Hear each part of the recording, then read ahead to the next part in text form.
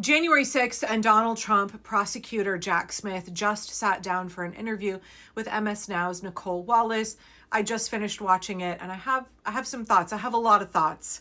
First off, if you haven't seen it yet, it's on MS Now's YouTube. I really recommend that you go watch the whole thing. It's like 40-something minutes. It was really eye-opening for me.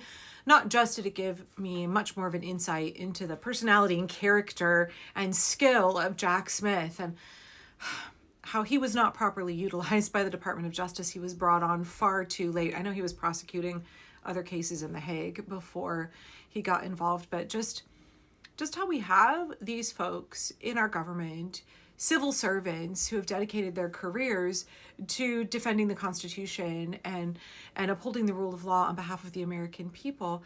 And they're really apolitical. They're really committed to their job. They're incredibly good at their jobs. And how many of those people have been fired because of Donald Trump? How many of those people are still in government, working behind the scenes, defending the rule of law from inside the regime, and we just don't know who they are? God, I know it's not useful to sit around and think like, what would have happened if Jack Smith had really gotten his days in court? What would have happened if all of these prosecutions had played out like they should have? What would have happened if Donald Trump was sitting in prison instead of in the White House, right? What if the Supreme Court had not ruled in favor of making Donald Trump a king? It's not really useful, right? If wishes were fishes, right? It's not really useful to spend too much time and energy perseverating about the missed opportunities of the past. I think we have to be forward looking, and we have to say, okay, how can we not only mitigate the harm in this moment, how can we get justice going forward, and how can we make sure that this never happens again? What kinds of reforms do we need going forward? I really appreciated hearing from Jack Smith. I just could immediately tell this is a man who's, I knew from his record, but listening to him speak candidly off the cuff, this is a man who is so fucking good at his job. This is a man who would have gotten justice for the American people had not so many other places in the system, so many other people in the system failed all of us. Jack Smith did not fail us. And I got the impression from this video that Jack Smith is still defending the rule of law. He's still standing up for the American people.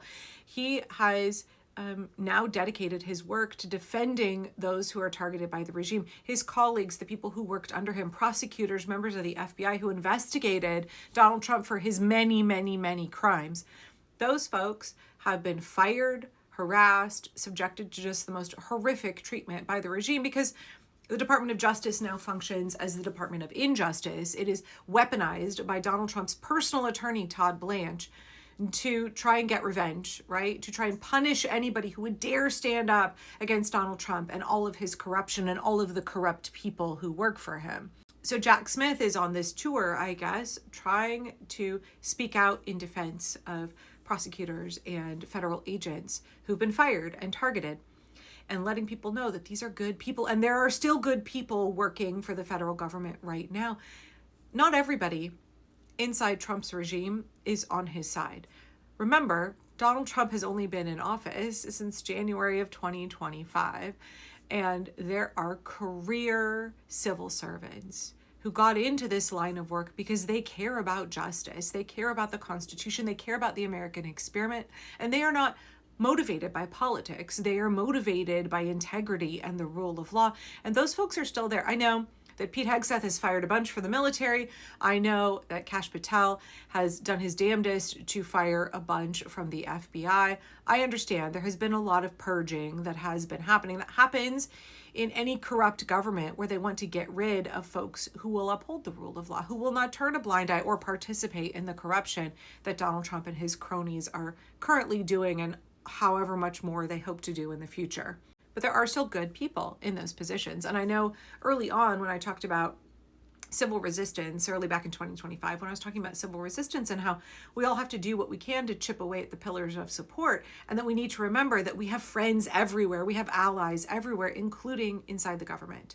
That while we are chipping away at those pillars of support from the outside, that there are people inside the government, there are also people inside corporations that are supporting Trump, who are all doing their part to gum up the works. They are working to rule. They are upholding the rule. They're holding the line wherever they can, and they're making it as difficult as possible for the regime to accomplish their goals. So please remember, not everybody who is inside Donald Trump's government is actually on his side. There are loads of people who don't want this reality. There are loads of people who are opposed to this because what they want is democracy. What they want is a functional government. And that's not what we have right now. We have the most overt, blatant corruption in the history of this country. And I guess for me, some of the big takeaways from watching Jack Smith and hearing what he had to say was that this is a man who understands effective resistance.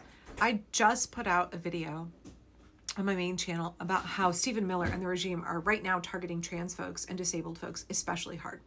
And there is also an ongoing immigration crackdown, and there's also a malicious persecution of American citizens who are daring to stand up and protest.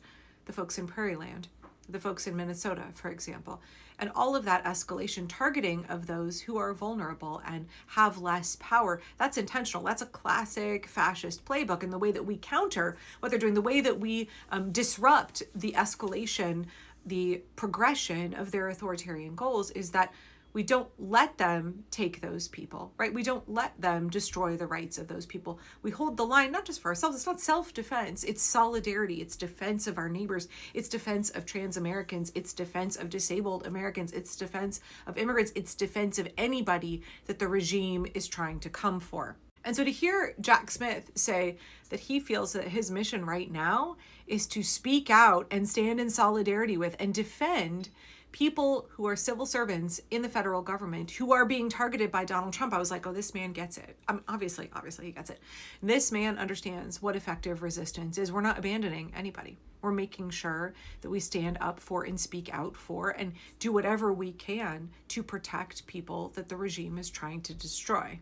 And that's exactly right. And we don't have to be an individual person or just our local grassroots group trying to spread ourselves too thin, defending everybody. But if everybody picks someone or some community that is targeted and we say, we're going to give our energy here, we're going to put our bodies and our money and our time and our energy on the line to prevent the regime from coming for these folks, then we will cover all the bases. We don't have to pick up every single starfish washed up on the beach after the storm, but we have to pick up the ones that are in front of us and return them to the ocean, right? We do our part. We each do our part, and we trust that, hey, if in this community right here we feel that trans folks are particularly targeted, we're going to surround them with love and support.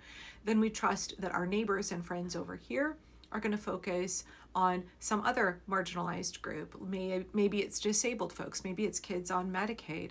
Maybe it is right now folks who work in the federal government or have been fired from the federal government for standing up and doing the right thing, for speaking up, for refusing to bend the knee. Anybody who's targeted, we defend them. Anybody who is the focus of the regime's current persecution and ire, we get up next to those folks and we protect and defend them.